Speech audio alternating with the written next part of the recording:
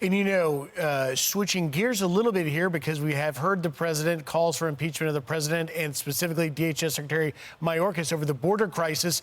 Let's break some news right here. Just moments ago, CBP sources telling me that the December migrant encounters is set to hit the highest monthly record ever. There have been, as of this very moment, more than 266,000. The highest record that was set last December is 269. We are going in a matter of hours to pass that number right there. And you mentioned Karine Jean-Pierre, Carly. Remember back at the end of August when she told us this? The president has done what he can from here, from the federal government, from the White House, to put forth and manage our border in a safe and humane way, to respect the dignity of every human, as he says all the time, and making sure that our communities are safe. The president has done more to secure the border and to deal with this issue of immigration than anybody else. He really has. So it's December 28th. We've got 3 more full days. This number is going to go higher. And it's clearly, this is not the president that has done more than anybody else. In fact, he's done more than anybody else to make it a open border, an insecure border. The border, they say, is closed. It's not. It's wide open. That's why you're getting tens of thousands coming a day. When she makes that statement and you're sitting in the press pool, no matter what your personal politics or leanings are, how's the next question not very matter-of-factly, if this president has done more to secure the border than anyone else, why does he have the worst numbers? Why is the border? Why are the facts what they are? And I don't understand how they spin their way around. Yeah, that's just too much of a reasonable question. And there would be no answer to that. This is all clearly so political. When Donald Trump ran for president, he wanted to shut down the border. So what does the next president do? Joe Biden, he wants to reopen it. And now everybody is facing all of these repercussions. There was this seemingly important meeting between Alejandro Mayorkas, Antony Blinken, and the president of Mexico that took place in Mexico City yesterday. They were going to talk about how to secure the border. This is a photo of all of them meeting yesterday, and Antony Blinken shaking hands with Mexican officials. And now we don't really know what came of it.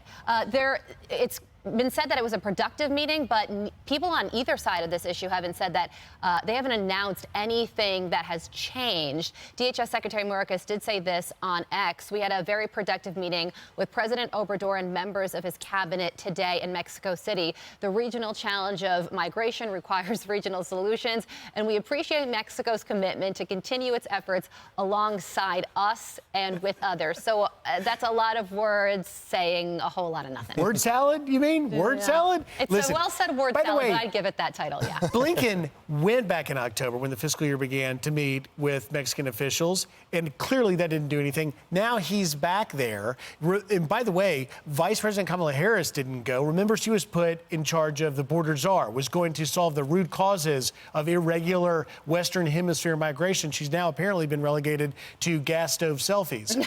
But I think the question you asked, Joey, which is, how can Karine Jean-Pierre do that spin? And as an observation, as a reporter that covers this, I would tell you there really is no other conclusion than at this point they're outright lying.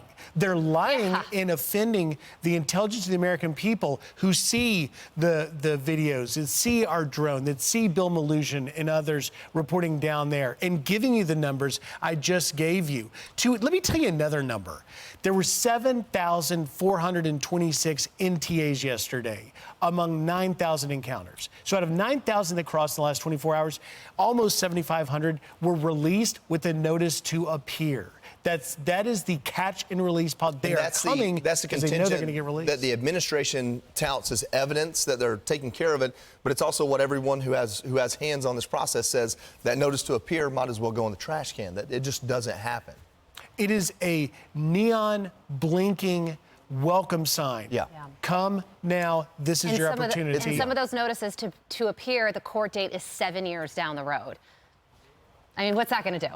It's what it does is it incentivizes the cartels, the transnational criminal organizations, to absolutely take advantage and exploit the vulnerabilities that the border has now under the policies of this administration. Yeah, and when there's no other way to put it. And when we send cabinet officials down to Mexico, we talked about this yesterday, you don't go hat in hand begging. You go either with leverage or you go offering something. And from what your interview earlier, it sounds like they went there to get support for funding Ukraine. So I think they went for a photo op because they did not go with, Probably as we were hearing yesterday from the Border Patrol Council President Brandon Judd, saying they should take a stick. The stick is threatening economic consequences, threatening the Remain in Mexico policy under the Trump administration to be brought back, which is what Mexico doesn't want. We'll see. But I'll tell you this, if there was a takeaway, you know, if there were deliverables, as they say, of these high-level meetings, something that we could look at, then we would have seen that in a press release. Yes. That statement you just read of Blinken, I retweeted it with the quote, and I just wrote, "What's the plan?" Yeah. We'll see if they answer. Gook. So the numbers today, right now, are near record highs. By the end of the day, December will have broken a record. Meanwhile, coming up. I'm Steve Ducey. I'm Brian Kilmeade. And I'm Ainsley Earhart. And click here to subscribe to the Fox News YouTube page to catch our hottest interviews and most compelling analysis.